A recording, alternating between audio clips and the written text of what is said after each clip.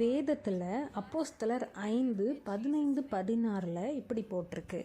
பிணியாளிகளை படுக்கைகளின் மேலும் கட்டில்களின் மேலும் கிடத்தி பேதுரு நடந்து போகையில் அவனுடைய நிழலாகிலும் அவர்களில் சிலர் மேல் படும்படிக்கு அவர்களை வெளியே வீதிகளில் கொண்டு வந்து வைத்தார்கள்.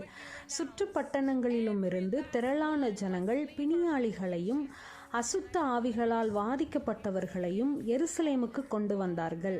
அவர்கள் எல்லாரும் குணமாக்கப்பட்டார்கள். இப்படி தான் சபை இருக்கணும்.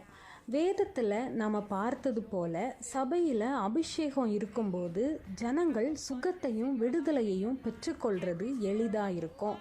அப்போஸ்தல திருச்சபை தான் நமது வரைபடம். சபை இப்படி தான் இருக்கணும். யாரெல்லாம் வியாதியாக இருக்காங்களோ, பிசாசுடைய பிடியில் இருக்காங்களோ, அவங்க ஆலயத்துக்கு வரணும். அங்கே அபிஷேகம் பண்ணப்பட்ட இன்றைய பேதுரு இருப்பாங்க. அவங்க பேசும்போதோ, அவங்க கைகளை உயர்த்தும் போதோ, அவங்க தனியாக ஒரு நபருக்கு ஜெபிக்கும் போதோ, மொத்த ஜனங்களுக்கும் ஜெபிக்கும் போதோ பிசாசு கண்டிப்பாக ஓடணும். வியாதி கண்டிப்பாக சுகமாகணும். ஏன்னா இது உண்மையான அபிஷேகம். பிசாசுக்கு எந்த வாய்ப்பும் இல்லை. அது வெளியே போய் தான் ஆகணும். இதுதான் அப்போஸ்தலர் திருச்சபையில் பேதுருவின் காலத்தில் நடந்துச்சு. இப்படி தான் இன்றைக்கும் சபை இருக்கணும்னு கர்த்தர் விரும்புகிறாரு.